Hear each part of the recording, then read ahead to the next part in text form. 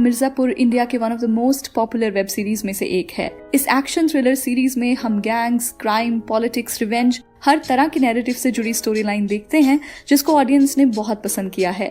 इस वीडियो में हम आपको मिर्जापुर से जुड़े ऐसे 20 फैक्ट्स बताएंगे जो शायद आप नहीं जानते हो। एंड प्लीज बी अलर्ट, इस वीडियो में कई स्पॉयलर्स होने वाले हैं।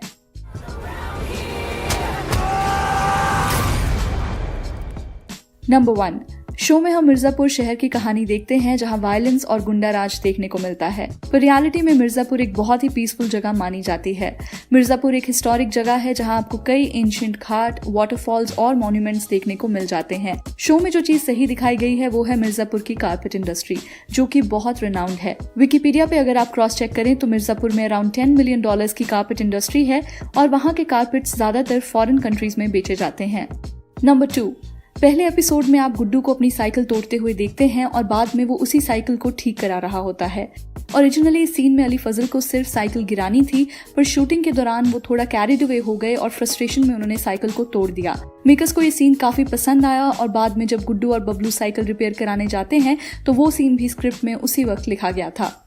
नंबर 3, मिर्जापुर में देवेंदु मुन्ना के कैरेक्टर में नजर आते हैं और सबको उनकी परफॉर्मेंस एज मुन्ना बहुत पसंद भी आई है। पर क्या आप जानते हैं कि स्टार्टिंग में देवेंदु को बबलू का रोल ऑफर किया गया था? देवेंदु ने बबलू के रोल के लिए प्रिपेयर करना शुरू भी कर दिया था। फिर एक दिन स्क्रिप्ट रीडिंग के दौरान मेकर्स ने मुन्ना के कैरेक्टर के बारे में उनका ओपिनियन मांगा और देवेंदु का कहना था कि मुन्ना का कैरेक्टर उन्हें सबसे यूनिक लगा और वो पर्सनली भी इस रोल को करने में इंटरेस्टेड थे। इसलिए कुछ टाइम बाद मिर्जापुर के मेकर्स ने देवेंदु को मुन्ना के कैरेक्टर के लिए कास्ट कर लिया। आप भी हमें अपने कॉमेंट्स में जरूर बताएं कि मुन्ना जैसे एग्रेसिव कैरेक्टर में देवेंदु आपको कैसे लगे।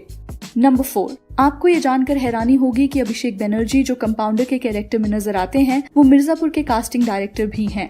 जितने भी एक्टर्स शो में कास्ट किए गए हैं उनमें से कई अभिषेक बनर्जी ने ही कास्ट किए हैं। नंबर 5, सीरीज के पहले एपिसोड में मुन्ना को हम एक शादी में देखते हैं जहां वो दूल्हे को गोली मार देता है। अगर आपने नोटिस किया हो तो सीरीज के आखिरी एपिसोड में भी मुन्ना एक वेडिंग रिसेप्शन पर दूल्हे को गोली मार देता है। देखा जाए तो ये स्क्रीन प्ले वाइज बहुत ही परफेक्शन से लिखे सीन्स हैं जहां फर्स्ट एपिसोड के इंसिडेंट की वजह से ही पूरे शो की कहानी आगे बढ़ती है। मुन्ना के उस शादी में गोली चलाने की वजह से ही आगे रमाकांत पंडित का कैरेक्टर इंट्रोड्यूस होता है जिनके पास उस दूल्हे की फैमिली अपना केस लेके जाती है। इसके बाद आपने देखा होगा कि गुड्डू और बबलू मुन्ना से लड़ पड़ते हैं और वहां से ही पूरे शो की मेन स्टोरी लाइन शुरू होती है। ऐसे ही सीजन के आखिरी एपिसोड में मुन्ना दोबारा एक वेडिंग पे आके वहां गोलियां चलाना शुरू कर देता है और इसके आगे जो भी होता है उसी वजह से सीजन 2 की कहानी तैयार होती है। In short, if Munna is at a wedding that means कोई ना कोई प्रॉब्लम तो जरूर होने वाली है। नंबर 6, मिर्जापुर में हम पंकज त्रिपाठी को अखंडानंद त्रिपाठी यानी कि कालीन भैया के कैरेक्टर में देखते हैं जो कि एक बहुत ही काम एंड कंपोज्ड कैरेक्टर है। मिर्जापुर के लिए जब पंकज जी को अप्रोच किया गया तो उन्होंने देखा कि स्क्रिप्ट में उनका कैरेक्टर बहुत से सीन्स में अब्यूजिव लैंग्वेज यूज करता है जो उनको सही नहीं लगा। उनका मानना है कि अगर आपने किसी कैरेक्टर को पावरफुल दिखाना है तो उसे गाली देने की जरूरत नहीं पड़नी चाहिए। मेकर्स ने भी पंकज जी की बात समझी और स्क्रिप्ट में से ज्यादातर कस वर्ड्स को निकाल दिया। हमारे ओपिनियन में पंकज त्रिपाठी का कैरेक्टर भी स्टैंड आउट इसलिए करता है क्योंकि शो में वो ऐसी अब्यूजिव लैंग्वेज यूज नहीं करता जितना कि बाकी कैरेक्टर्स करते हैं। इसके अलावा पंकज जी की एक्टिंग में इतना ठहराव है कि उनके कुछ बोले बिना ही सिचुएशन की इंटेंसिटी को समझा जा सकता है।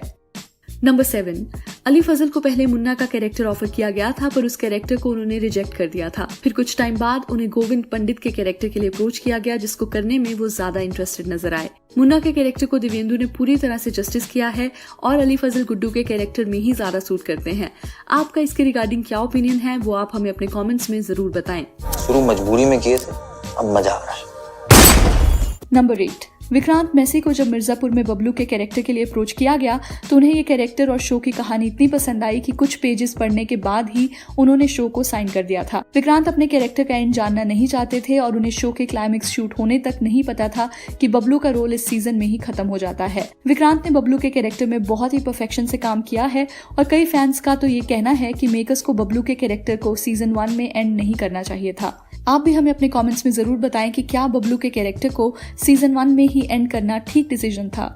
नंबर 9, रसिका दुग्गल मिर्जापुर में बीना त्रिपाठी के कैरेक्टर में नजर आती हैं जो उनके लिए आज तक का सबसे डिफरेंट कैरेक्टर रहा है। जब रसिका को ऑडिशन के लिए बुलाया गया तो उन्हें लगा कि बीना जैसे बोल्ड कैरेक्टर के लिए शायद उन्हें सीरियसली नहीं कंसीडर किया जाएगा क्योंकि इससे पहले उन्होंने कोई भी ऐसा कैरेक्टर प्ले नहीं किया था। फिर जब ऑडिशन देखने के बाद उन्हें शो में कास्ट किया गया तो उनके लिए भी एक सरप्राइज था। रसिका का कहना है कि बीना का कैरेक्टर एक बहुत ही बोल्ड कैरेक्टर है पर साथ ही साथ वो शो का सबसे मिस्टीरियस कैरेक्टर भी है। नंबर 10, बहुत कम लोग जानते हैं कि Amazon प्राइम के शो इनसाइड एज के डायरेक्टर्स करण अंशुमन और गुरमीत सिंह ने ही मिर्जापुर को डायरेक्ट किया है। दोनों ही शोज को एक्सेल एंटरटेनमेंट ने प्रोड्यूस किया है, जिसके one of the owners Farhan Akhtar हैं। कंपैरेटिवली मिर्जापुर आज ज्यादा पॉपुलर शो बन गया है, पर शुरुआत में इनसाइड एज की सक्सेस के बाद ही मिर्जापुर शो को बनाने का प्लान किया गया था। नंबर 11, मिर्जापुर के रिलीज के बाद शो को ऑडियंस से तो अच्छा रिस्पांस मिला था, पर क्रिटिक्स ने शो को बहुत ही बुरी रेटिंग्स दी थी। मिर्जापुर को गैंग्स ऑफ वासेपुर का रिप ऑफ कहा गया था और एक पब्लिकेशन ने अपने रिव्यू में लिखा था कि शो में हद से ज्यादा वायलेंस दिखाया गया है और शो की कहानी में कोई मॉरल नहीं है, विच इज प्रॉब्लमैटिक। आप भी हमें इसके रिगार्डिंग अपना ओपिनियन जरूर बताएं। Do you think Mirzapur is problematic? Number 12, episode 7 में मुन्ना को कंपाउंडर को मारते हुए दिखाया गया है। आपने इस सीन में नोटिस किया होगा कि एक बहुत ही इमोशनल सीन था और कितनी बेहतरीन तरीके से दोनों एक्टर्स ने सीन में एक्ट किया था। देवेंदु इस सीन को अपना सबसे डिफिकल्ट सीन मानते हैं, क्योंकि इस सीन में उनके डायलॉग्स कोई और कहानी बयान करते हैं और उनके एक्सप्रेशंस कुछ और। आपको अगर ये सीन अच्छे से याद है तो आप समझ सकते हैं कि क्यों देवेंदु ने इसको अपना सबसे डिफिकल्ट सीन कहा है। नंबर 13, मिर्जापुर की स्टोरी में लॉयल्टी का नैरेटिव बहुत अच्छे से दिखाया गया है। जैसे रमाकांत पंडित अपने प्रोफेशन के लिए हमेशा बेखौफ नजर आते हैं, वो उनकी लॉयल्टी एज अ लॉयर हमें साफ दिखाता है। दूसरी तरफ लॉयल्टी दोस्ती के जरिए भी दिखाई गई है, जो हम कंपाउंडर और मुन्ना की दोस्ती में देखते हैं। इसके अलावा सबसे बड़ा एग्जाम्पल ऑफ लॉयल्टी हमें मकबूल के कैरेक्टर से देखने को मिलता है। मकबूल कई जनरेशन से त्रिपाठी परिवार का वफादार रहा है और बिना कुछ कहे ही वो सब चीजें संभाल लेता है। शाहजी चौधरी ने मकबूल का कैरेक्टर प्ले किया है और मानना पड़ेगा कि पूरे शो में कम डायलॉग्स होते हुए भी उन्होंने बहुत ढंग से इस कैरेक्टर को पोर्ट्रे किया है। हमारे ओपिनियन में मकबूल का कैरेक्टर बहुत ही अंडररेटेड है और दूसरों के कंपैरिजन में इस कैरेक्टर को इतनी लाइमलाइट नहीं मिली है। आपका इसके रिगार्डिंग क्या कहना है वो आप हमें कमेंट्स के थ्रू बता सकते हैं। नंबर 14, शाहजी चौधरी मिर्जापुर के अलावा कई पॉपुलर फिल्म्स का भी पार्ट रहे हैं। फिल्म जोधा अकबर में वो अदम खान के रोल में नजर आते हैं। फिल्म पीके में वो तपस्वी महाराज के बॉडीगार्ड बने थे और ऐसी कई फिल्म्स रही हैं जहां उन्होंने कई छोटे कैरेक्टर्स प्ले किए हैं।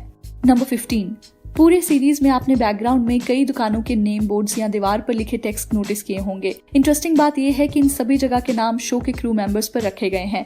जैसे एपिसोड 3 में लस्सी शॉप का नाम गुरु लस्सी शॉप होता है, जो कि मिर्जापुर के डायरेक्टर गुरमीत सिंह के नाम पे रखा गया है। ऐसे ही जिस जगह से जैस्मीन और हसीना को पुलिस उठा ले जाती है, तो उस मटन शॉप का नाम शीबा चड्डा के नाम पर रखा गया है, जिन्होंने गुड्डू और बबलू की मदर का रोल प्ले किया है। नंबर 16, श्वेता त्रिपाठी, जिनकी परफॉर्मेंसेस हम सब ने फिल्म मसान और वेब सीरीज लाखों में एक में बहुत पसंद की है, उनका रोल मिर्जापुर के पहले सीजन में काफी कम दिखाया गया है।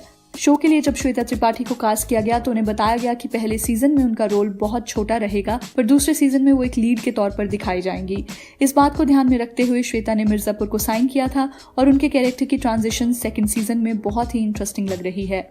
नंबर 17, देखा जाए तो शो का नाम मिर्जापुर है और शो के सभी कैरेक्टर्स मिर्जापुर को टेक ओवर करना चाहते हैं, पर क्या आप जानते हैं कि शो की शूटिंग मिर्जापुर में ज्यादा हुई भी नहीं है।